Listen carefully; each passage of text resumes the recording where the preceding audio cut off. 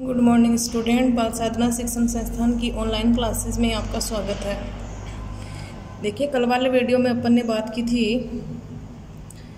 कि साधारण ऑक्साइडों के बारे में अपन ने बात की थी, यानी सामान्य ऑक्साइड जो हैं या साधारण ऑक्साइड जो हैं उनमें अम्लीय ऑक्साइड, क्षारीय ऑक्साइड, उभयधर्मी ऑक्साइड और उदासीन ऑक्साइड कौन से होते हैं और क्या क्या उनके एग्जाम्पल हैं।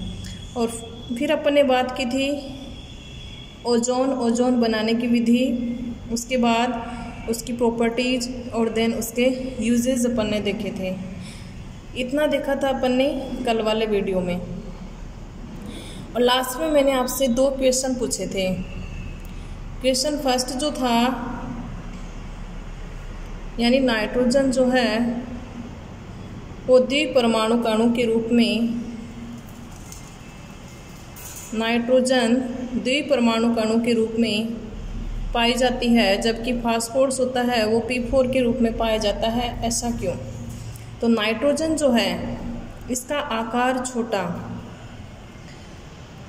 छोटा, विद्युत ऋणात्मकता का मान अधिक, विद्युत ऋणात्मकता, उच्च आयनन एंथैल्पी, उच्च आबंध वियोजन एंथैल्पी, यानी आकार छोटा, विद्युत ऋणात्मकता का मान भी अधिक होता है। एक इसमें रिक्त डी कक्षक की यदि बात करूं, रिक्त डी कक्षक अनुपस्थित होते हैं। तो इस कारण नाइट्रोजन जो है वो द्विपरमाणु अणु के रूप में पाई जाती है, यानी आकार छोटा होने के कारण, विद्युत ऋणात्मकता अधिक होने के कारण एक नाइट्रोजन दूसरे नाइट्रोजन के साथ ट्रिपल बॉन्ड का फॉर्मेशन कर लेता है। इस कारण नाइट्रोजन जो है वो द्विपरमाणु अणु के रूप में पाई जाती है। जबकि फास्फोरस में यानी इसका आकार बड़ा और विद्युत ऋणात्मकता का मान भी इसकी अपेक्षा कम होता है। इस कारण इसमें रिक्त डी कक्षक भी क्या है, उपस्थित हैं, डी कक्षक उपस्थित हैं। इस कारण फास्फोरस जो है वो एकल बॉन्ड का फॉर्मेशन करता है, यानी इस तरह से P4 के 4 जो हैं एकल बॉन्ड का फॉर्मेशन करके एकल बॉन्ड द्वारा 4 फास्फोरस के जो परमाणु आपस में इस तरह से जुड़ जाते हैं। प्रत्येक के पास एक लोन पेयर, क्योंकि बाह्यतम संयोजी कोष में इलेक्ट्रॉन कितने होते हैं, 5। तो 1 2 3 तो बंद हो गए, 3 तो बंद बनाने में काम में आ गए, एक लोन पेयर शेष रह गया।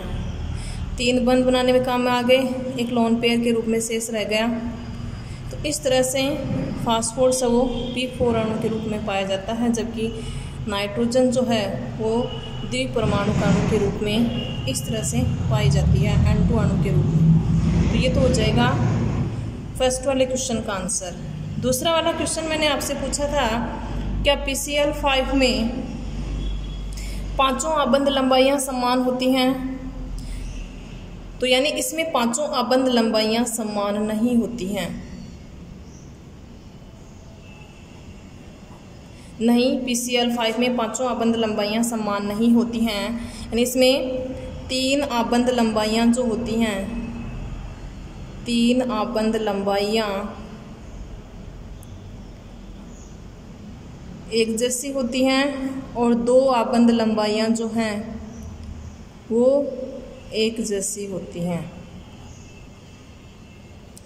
यानी इसकी यदि स्ट्रक्चर देखी जाए तो स्ट्रक्चर जो होती है वो इसकी वो होती है त्रिकोणीय द्विपिरामिडीय।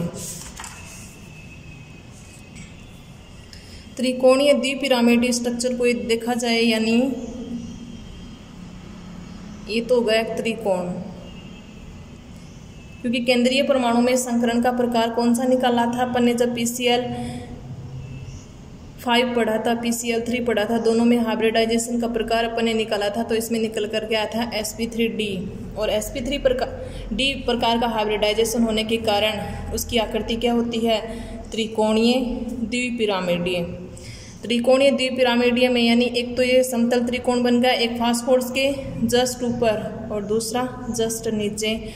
तो यानी एक पिरामिड ये तीनों क्लोरीन के साथ ये ऊपर बनाएगा, एक पिरामिड नीचे बनेगा, आकृति हो जाएगी त्रिकोणीय द्विपिरामिडीय, जिसमें ये तो है एक्सियल पोजीशन और ये कौन सी पोजीशन है, इक्वेटोरियल पोजीशन। यानी ये अक्षीय स्थिति है और ये क्या है, निरक्षीय स्थिति। तो अक्षीय आबंध लंबाइयाँ जो होती हैं वो एक समान होती हैं और निरक्षीय आबंध लंबाइयाँ जो होती हैं वो एक समान होती हैं। तो निरक्ष पर 3 फास्फोरस क्लोरीन आबंध की लंबाई एक जैसी और अक्ष पर 2 फास्फोरस क्लोरीन जो आबंध होते हैं उनकी आबंध लंबाई एक समान होती है। इसलिए हम कह सकते हैं कि PCl5 में पांचों आबंध लंबाइयाँ समान नहीं होती हैं। तो ये हो जाएंगे दोनों क्वेश्चनों के आंसर। अब आज अपन आगे पढ़ेंगे सल्फर के अपर रूप। सल्फर के अपर रूप।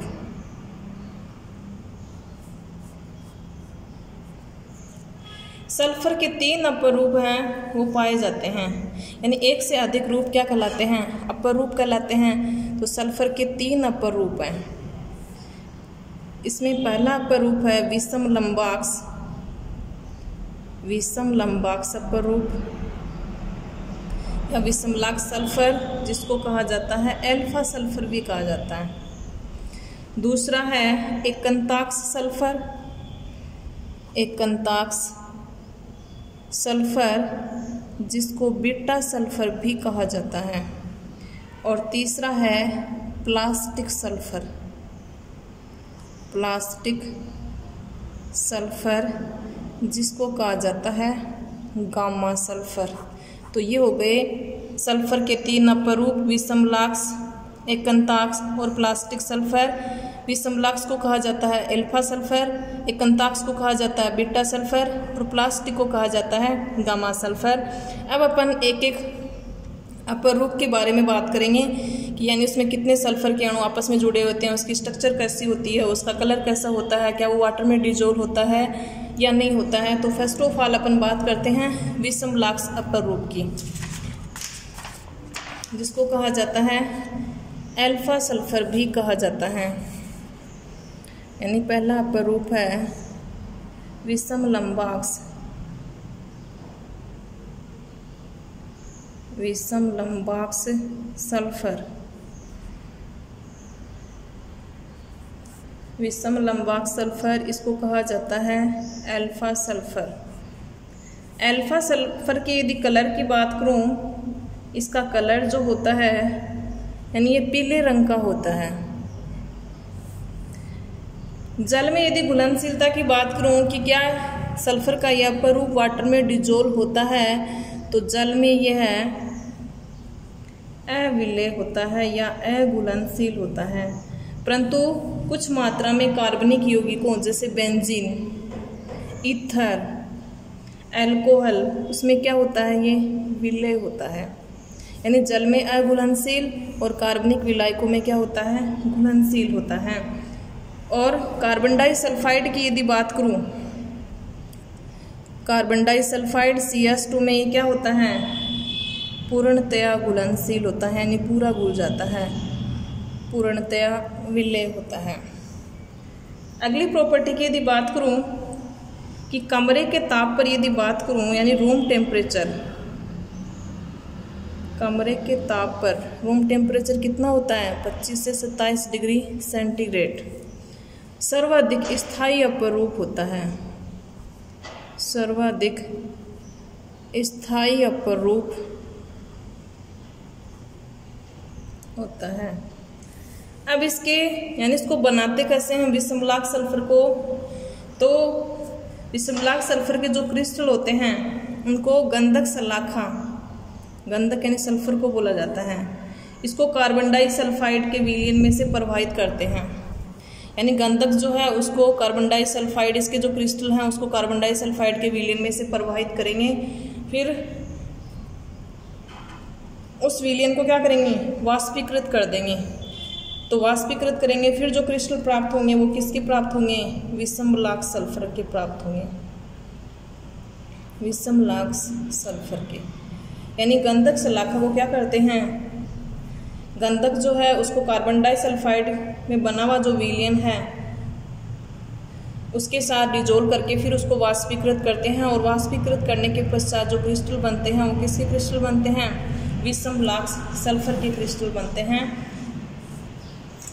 यानी बात करूँ इसकी स्ट्रक्चर की, यानी इसमें कितने सल्फर के अणु जो हैं, तो 8 सल्फर के जो हैं, 8 सल्फर के यानी परमाणु जो हैं एसिड अणु के रूप में इसको प्रदर्शित करते हैं।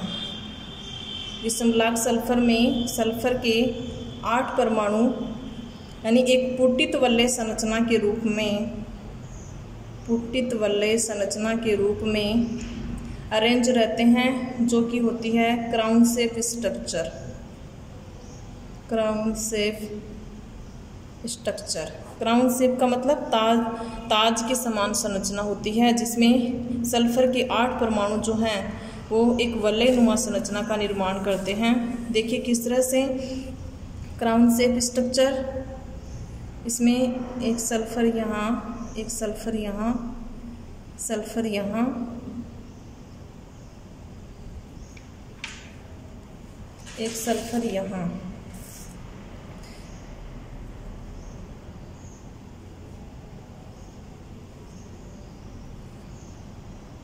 तो ये हो गई 1 2 3 4 5 6 7 8, ये हो गई क्राउन शेप्ड स्ट्रक्चर। सल्फर भाइयतम कोष में 6 इलेक्ट्रॉन, 1 2 3 4 5 6, तो प्रत्येक के पास ये लोन पेयर के इलेक्ट्रॉन। तो ये हो गया S8 ग्रुप में विषमलाख सल्फर। अब मैं बात करूं, यानी इस अपरूप को यदि 369 केल्विन ताप के ऊपर यदि गर्म किया जाए, यानी रूम टेम्परेचर से अधिक ताप के ऊपर, तो उस स्थिति में गर्म करने पर ये एकंताक्ष सल्फर में परिवर्तित हो जाता है। यानी इसको रूम टेम्परेचर पे तो सर्वाधिक स्थायी अपरूप है, लेकिन रूम टेम्परेचर से थोड़ा सा भी यदि अधिक ताप दे देंगे, जो कि 25 से 27 डिग्री सेंटीग्रेड है, केल्विन में चेंज करेंगे वही 273 ऐड कर देंगे, 2 से थोड़ा सा यदि अधिक ताप दे देंगे तो उस स्थिति में ये किस में परिवर्तित हो जाएगा, एकंताक्ष सल्फर में परिवर्तित हो जाता है। तो ये हो गया विषमलाख सल्फर, यानी सल्फर के 3 अपरूप, जिसमें पहला विषमलाख सल्फर, जिसको अल्फा सल्फर भी कहा जाता है। कलर की यदि बात करूँ येलो कलर होता है। जल में घुलनशीलता की यदि बात करूँ तो जल में डिजोल्व नहीं होता है, लेकिन कार्बनिक विलायकों, बेंजीन, ईथर, एल्कोहल में क्या होता है, घुलनशील होता है। परंतु कार्बन डाइसल्फाइड में यदि इसको घोला जाता है तो ये पूर्णतया उसमें घुल जाता है। और जब कार्बन डाइसल्फाइड में गंधक को घोला जाता है, गंधक को कार्बन डाइसल्फाइड के विलयन में घोल करके उसको वाष्पीकृत करते हैं, तो किसका फॉर्मेशन होता है, विषमलाख जो सल्फर है उसका फॉर्मेशन हो जाता है। अब इसकी संरचना की यदि बात करूं कि इसकी संरचना में यानी पुटित वलय संरचना क्राउन शेप्ड स्ट्रक्चर होती है, जिसमें सल्फर के 8 परमाणु जो हैं वो एक ताजनुमा संरचना के रूप में रीअरेंज रहते हैं और ये वलय का फॉर्मेशन करते हैं। तो ये हो गया विषमलाख सल्फर। दूसरा जो सल्फर का अपरूप है वो है एकंताक्ष सल्फर। एकंताक्ष सल्फर, एकंताक्ष सल्फर जिसको कहा जाता है बीटा सल्फर भी कहा जाता है। बीटा सल्फर की यदि बात करूं, यानी एकंताक्ष का वैसे निर्माण कैसे करेंगे, तो विषमलाख से जो सल्फर है उसको क्या करेंगे, 369 केल्विन ताप के ऊपर गर्म कर लेंगे, तो वो किस में परिवर्तित हो जाएगा, एकंताक्ष सल्फर में परिवर्तित हो जाएगा। ये तो इसका फॉर्मेशन हो जाएगा। यानी किस तरह से एकंताक्ष जो सल्फर है या बीटा सल्फर का निर्माण कैसे करेंगे, तो विषमलाख जो सल्फर है उसको 369 केल्विन ताप के ऊपर जब गर्म करेंगे तो वो किस में परिवर्तित हो जाएगा, एकंताक्ष सल्फर में परिवर्तित हो जाएगा। अब यदि बात करूं कि इसके क्रिस्टल जो हैं उनका कलर किस तरह का होता है, तो एकंताक्ष सल्फर के जो क्रिस्टल होते हैं वो रंगहीन होते हैं और सुई के आकार के होते हैं, नीडल शेप होते हैं, उनका कोई कलर नहीं होता है और सुई के आकार के क्रिस्टल होते हैं। अब इस अपरूप को प्राप्त करने के लिए क्या करते हैं, यानी या तो विषमलाख सल्फर है उसको 369 केल्विन ताप दे दिया, या उसको पिघला करके उसकी एक ताप दे करके एक प्लेट या तस्तरी में उस विषमलाख सल्फर को क्या करते हैं, परत के रूप में नहीं डाल देते हैं इस तरह से, तो उसकी परत जम जाएगी। परत जम जाएगी, फिर उस परत में अपन छिद्र कर देंगे और छिद्र करने के पश्चात उसमें से जो लिक्विड निकलेगा उसको तो बाहर निकाल लेंगे। फिर वो जो पपड़ी है उस पपड़ी को हटा देंगे, यानी ऊपर जो परत जमाई थी उस परत की क्या हो जाती है, पपड़ी बन जाती है। और इस पपड़ी के नीचे सुई के आकार के रंगहीन क्रिस्टल प्राप्त होते हैं। और यही क्रिस्टल किसके होते हैं, बीटा सल्फर के होते हैं। यानी क्या करेंगे, विषमलाख सल्फर से क्या बनाते हैं, एकंताक सल्फर, उसको गर्म करेंगे, गर्म करके उसको तस्तरी में एक परत के रूप में बिछा देंगे। फिर क्या होगा, उसके ऊपर छिद्र कर देंगे, अपन परत में छिद्र कर देंगे, छिद्र करेंगे। फिर वो जो लिक्विड है उस लिक्विड को बाहर निकाल लेंगे, फिर इस पपड़ी को हटा देंगे। फिर इसके नीचे सुई के आकार के क्रिस्टल प्राप्त होते हैं। और वही क्रिस्टल किसके होते हैं, एकंताक सल्फर के होते हैं। अब यदि एकंताक सल्फर जो है इसका ताप कम कर दें, ताप कितना कम, 369 केल्विन से कम कर दें, तो ये किस में परिवर्तित हो जाता है, वापस विषमलाख सल्फर में परिवर्तित हो जाता है। यानी कहने का मतलब 369 केल्विन ताप जो है वो है इनका संक्रमण ताप। विषमलाख सल्फर का ताप 369 केल्विन कर देंगे तो वो किस में परिवर्तित हो जाएगा, एकंताक सल्फर में परिवर्तित हो जाएगा।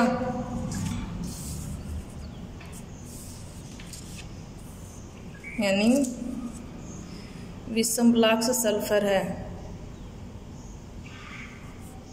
विषमलाख सल्फर, उसको 369 केल्विन ताप पर गर्म करेंगे तो वो किस में परिवर्तित हो जाएगा, एकंताक सल्फर में, एकंताक सल्फर में परिवर्तित हो जाएगा। और जब एकंताक सल्फर का ताप कम कर देंगे, ताप कितना कम, 369 केल्विन से कम कर देंगे तो वो किस में परिवर्तित हो जाएगा, विषमलाख सल्फर में। यानी एक रूप प्राप्त है तो दूसरा उससे अपन अपर रूप प्राप्त कर सकते हैं। ये ताप इसका कहलाता है संक्रमण ताप कहलाता है। अब इसकी संरचना जो है वो भी इसके समान ही होती है जैसे विषमलाख सल्फर की होती है। यानी इसमें भी सल्फर के 8 अणु जो हैं, 8 परमाणु जो हैं वो एसिड अणु के रूप में व्यवस्थित होते हैं। और वो जो व्यवस्थित किस तरह से होते हैं, वही पुटित वलय संरचना के रूप में सल्फर परमाणु, 8 सल्फर जो परमाणु हैं एसिड अणु के रूप में व्यवस्थित होते हैं। और वो जो संरचना होती है वो भी क्राउन शेप्ड स्ट्रक्चर होती है, यानी कोई ताजनुमा संरचना होती है। ताजनुमा संरचना में ये S8 के जो सल्फर परमाणु हैं इस तरह से रीअरेंज रहते हैं। तो ये हो जाएगी S8 अणु की संरचना।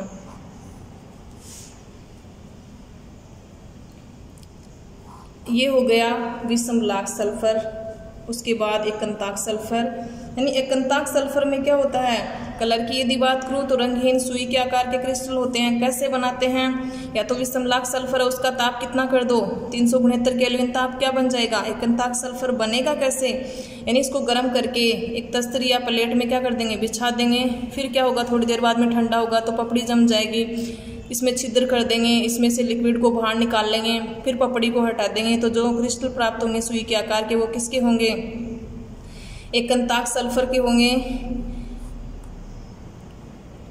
अब इसका ताप यदि अपन, ये जो क्रिस्टल हैं इनका ताप यदि अपन कम कर दें, किससे, 369 केल्विन से कम कर दें, तो उस दौरान फिर से किसका फॉर्मेशन हो जाएगा, विषमलाख सल्फर का फॉर्मेशन हो जाएगा। अर्थात 369 केल्विन ताप जो है वो विषमलाख सल्फर और एकंताक सल्फर का क्या है, संक्रमण ताप है, जिस पर वो एक दूसरे में परिवर्तित होते रहते हैं। स्ट्रक्चर की बात करूं तो वही विषमलाख सल्फर जैसी स्ट्रक्चर होती है जिसमें 8 सल्फर परमाणु एसिड अणु के रूप में पुटित वलय संरचना का निर्माण करते हैं, जो कि क्राउन शेप्ड स्ट्रक्चर होती है जिसमें एसिड अणु जो है वो इस तरह से अरेंज रहते हैं सल्फर के परमाणु। तीसरा जो अपर रूप है वो है प्लास्टिक सल्फर।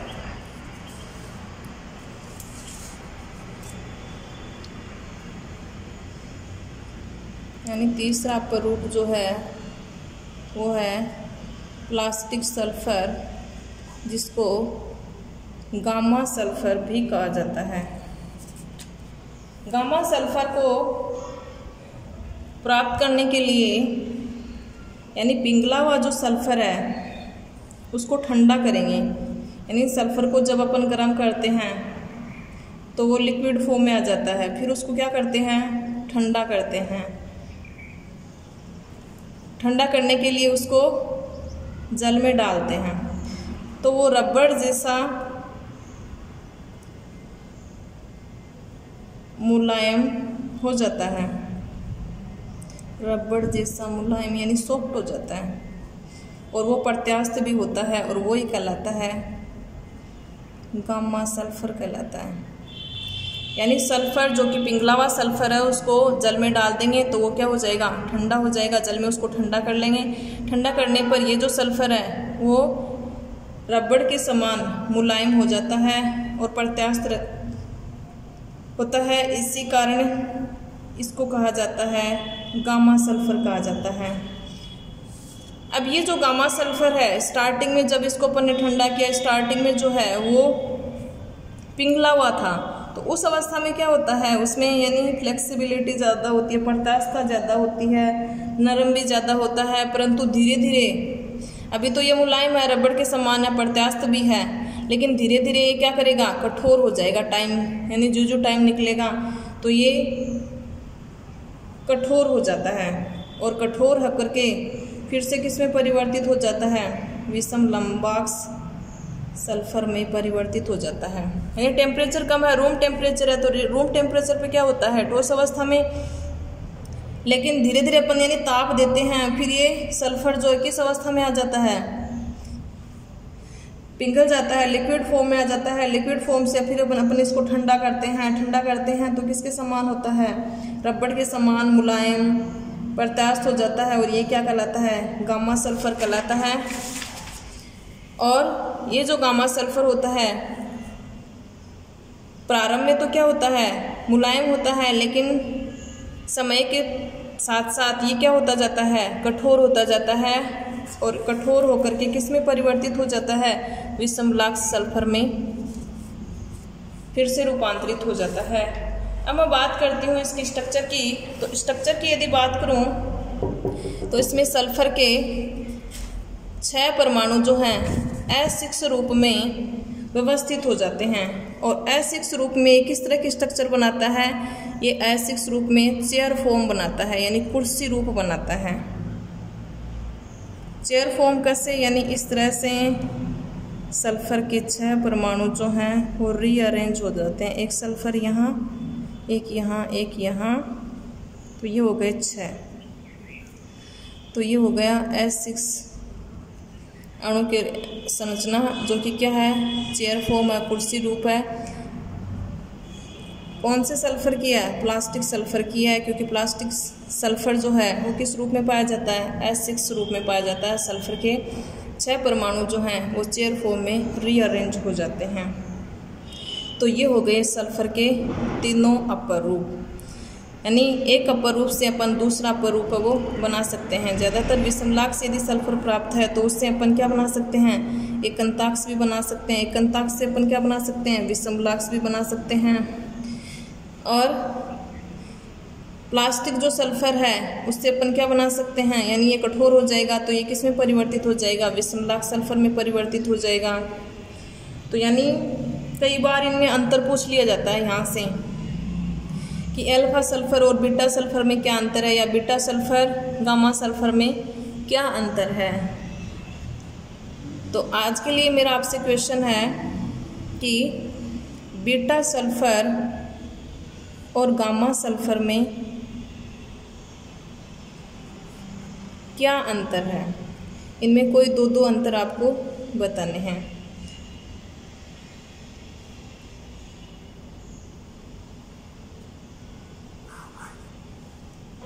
तो ये तीनों प्रकार के सल्फर के अपरूप हो गए, एकंताक्स, विषमलाक्स और प्लास्टिक सल्फर।